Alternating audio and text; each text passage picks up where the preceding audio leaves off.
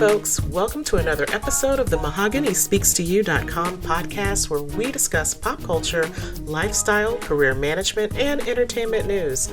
Listen, I know every topic won't be for everyone, but if you hear something you like, please take a moment to like and follow this podcast. If you are viewing this podcast on YouTube, take a moment to like the video, subscribe to the channel, and hit the notification bell so that you can receive notice each time I upload a new video.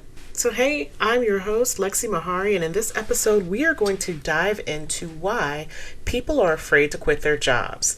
Despite all of the reports that are out there about the millions of people who are quitting their jobs or moving on to greener pastures, believe it or not, there is still a small segment of the workforce that is afraid to quit their jobs. So in this episode, we're going to dive into a few of those reasons for why folks are afraid to quit their jobs. And if you are among that population, a few steps that you can take to maybe help alleviate some of your fears and edge you towards potentially changing your life. So, are you among those folks who are afraid to quit their job? Creating the perfect roadmap can help you to lay a path for how to get there, how to comfortably prepare yourself to quit your jobs. Listen, I get it. After spending so many years of your life in school, focusing on your career, working your way up the ladder, the decision to potentially leave your job can invoke some intense emotions, right? I mean, you have committed yourself over and over again to a particular workplace, right? You've been riding the roller coasters of highs and lows in your career, as well as the constant change or the lack of change that may be happening within your workplace. So the decision to leave can definitely invoke some feelings of anxiety, make you feel a bit sad, right? Particularly if you've established some relationships with some of the workers at your location, and also leave you a bit frustrated because potentially maybe you weren't looking to leave your job, but you are in a position now that you really need to start making some hard decisions. You may also feel a bit frustrated with yourself because you can't quite commit to taking the big leap. But you have to consider, what are the factors that are making you even contemplate leaving your job? Are you leaving because there's a bit of career stagnation, meaning you're not able to really move up in your job? Maybe you're bored, you don't feel challenged anymore. Are you experiencing work-life balance issues? Maybe you're among the group of people who feel underappreciated for all of the hard work you do. Maybe you've identified that you've got a job mismatch where you just never should have been put in the position that you're in, or should be working in the position that you are at this point in time. And then finally, sometimes there's just a bit of self-discovery going on. With everything that has happened over the last 12 to 18 months, it's understandable that people are deciding to leave because they're figuring out that they have been giving their life perhaps to a job that it doesn't really define them. It doesn't meet their personal needs, and it's just not where they should be anymore. So if you are asking yourself if you should quit your job, it's likely you've been experiencing some of the things that I just mentioned, right, that are weighing on you. It's weighing on your mind, your body, your spirit, right? Perhaps you start your day out feeling a specific way emotionally. You may have a sense of dread about going into the office. We'll talk about that in a moment. But it's likely that some of the things that I've already mentioned that just weigh on you. And so you are potentially now in that place where you're ready to leave, but you're afraid to quit your job, right? So here are some of the reasons why we know people sometimes are slow to quit their jobs. And potentially, maybe this is why, after everything that happened in the last 18 months, some people have gotten over these things that I'm about to talk about. So the first thing is the fear of the unknown. You have a sense of familiarity with where you are today, most likely. Particularly if you've been there for a few years. You likely are familiar with who the players are. You know the processes, the policies, the procedures. You could pretty much, predict what's going to happen in your day, just as you can predict the fact that the sun is going to come up and that it's going to set at the end of each day. If you're currently in a hostile climate, sometimes you may find yourself rationalizing that you prefer to deal with the enemy than the one you don't. throw in some warnings from your peers, right, who are coming at you about the grass not being greener on the other side. And it can definitely cause your level of fear to rise and prevent you from quitting your job. Maybe you have a fear of failure. The idea of stepping out, taking a leap, is daunting for some people. So quitting your job obviously is not going to be the exception to this rule. You are stepping out on a leap of faith that potentially you're going to find a better job. Maybe you're going to find a higher paying job. Maybe you'll get an opportunity to do something different. But all at the same time, you might have this nagging feeling that's saying, hey, what if you fail? You're thinking, what if I fail? And how long is it going to take me to establish myself at my new company in the same way that I did at my old company? These questions likely bounce around in your head and, trigger a sense of, the fear of failure. You're just afraid that you're not going to live up to some expectation. And therefore, obviously this leads to hesitancy on your part. Also, the thought of embarrassing yourself, experiencing shame if things don't pan out quite the way you hoped, contributes to that fear of failure, the fear of leaving your job. Another reason people are afraid to quit their job includes the potential for the loss of income. Now, this is an understandable, fear that you might have. Perhaps you are well compensated where you are, or maybe you were barely making ends meet. And the idea of walking away from a bad situation may not outweigh, the financial needs that you have. We love our fancy cars, our fabulous homes, the ability to get a vanilla latte or an ice white chocolate mocha from Starbucks every day is, potentially a alluring, attractive thing that you want to keep available, keep, right at your fingertips. And you can only do that with the job that you have today.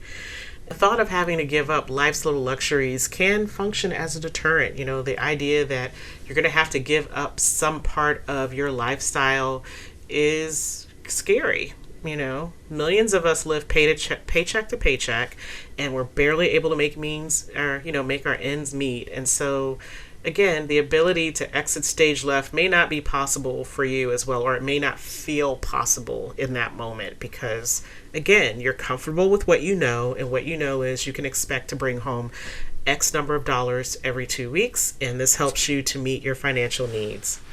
Now, the next thing that sometimes prevents us from taking the grand leap is coping with change.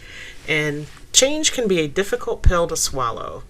Planned or unplanned changes force us to confront a metamorphosis of sorts. There is comfort in not having to take risks.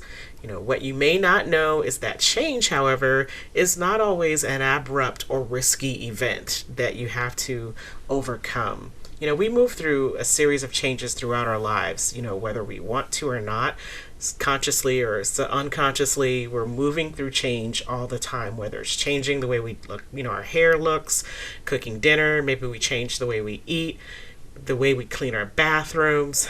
The decision to make a long-lasting life change does not happen overnight. So, before real change occurs, we often move through a series of stages of change. So let's talk about change for a moment. Change is a significant factor that prevents people from moving on or, changing some aspect of their life.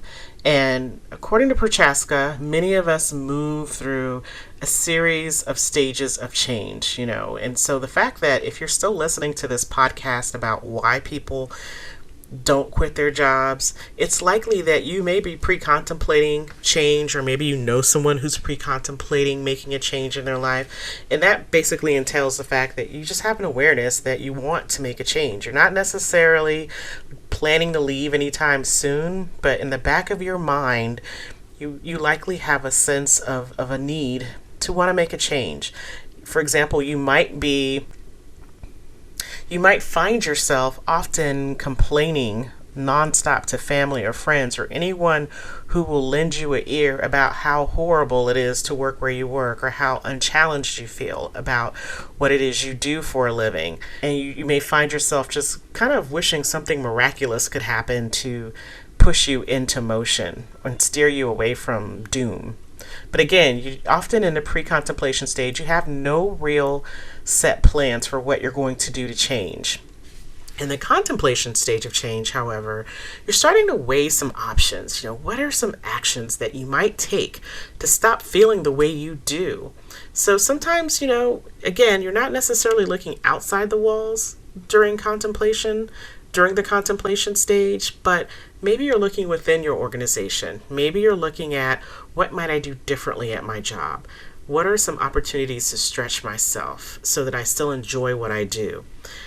If you're looking outside of the, where you work, it's possible that you may be starting to skim some of the job postings on some of the job boards out there, the online job boards. You may be looking at, what your potential options are going to be. The contemplation stage is where you will likely spend a lot of your time as you're weighing the idea of change. So don't be surprised if you find yourself contemplating a change for almost a year.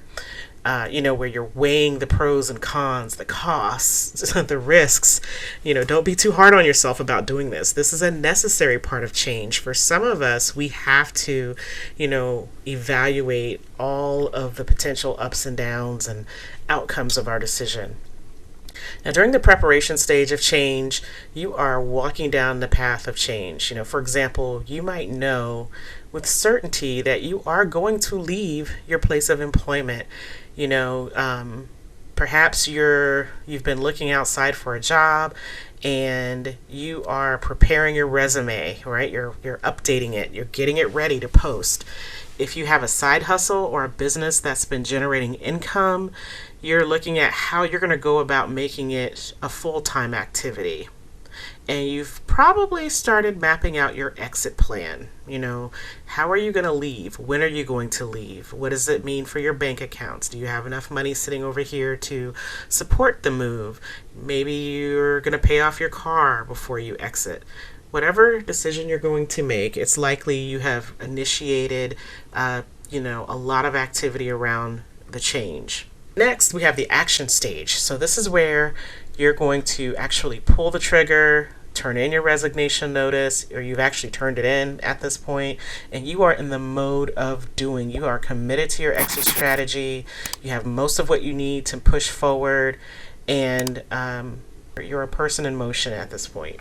Finally, during the maintenance stage of your change, hopefully you've realized your desire for freedom from a bad job, and you're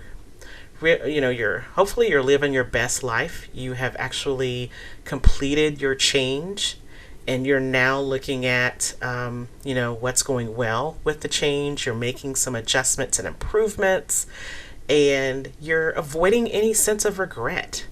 You might take some notes about lessons learned, some things you might have done differently, but you're not going to swim in the pool of regrets once you hit the maintenance stage. If you are thinking about changing your job or leaving the workplace, definitely consider where you are in the stages of change, because it is a change that you're going to be making in your life. Have you done all the things necessary to support where you are at that point? Do you need to wait a little bit longer before you take the big leap? Would that make you feel better? And, just kind of make sure that before you make any rash decisions that you are definitely, in a place to be able to do that, or to some extent. I know there are some people who will tell you, just take the leap, just do it. What are you waiting for? But the reality is that, yes, some of us are, in a situation where we can't take the big leap. So, always evaluate your emotions.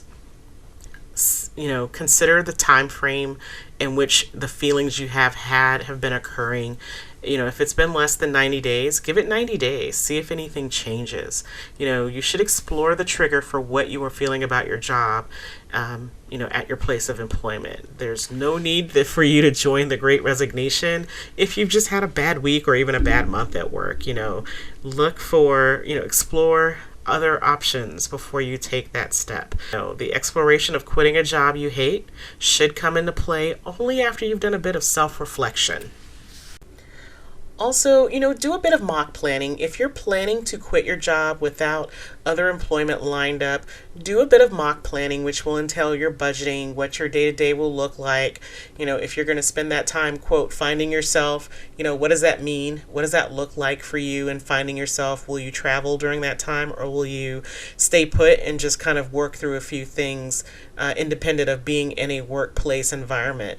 If you are planning again to take that leap, make sure those around you understand what it is you're planning to do, so that they don't get the wrong ideas and perhaps can be supportive of you in your efforts. If you do not have another job lined up and you're starting your job hunt prior to leaving, consider what it is you're hoping to find in your new workplace. If you're happy with the job you do today, you're just hoping to do it in another location, then that part may be pretty easy. You just have to do your research on the company or the organization in which you're hoping to go work with or work for. But if you're bored where you are today and you're hoping to do something different, then you may want to definitely do your research about what that different looks like and how it is that organization potentially does different for you. So, these are just a few thoughts that I have that I wanted to share with you today. Thank you for taking time out today to listen to the MahoganySpeaksToYou.com podcast. Stay safe, and I'll catch you in the next podcast.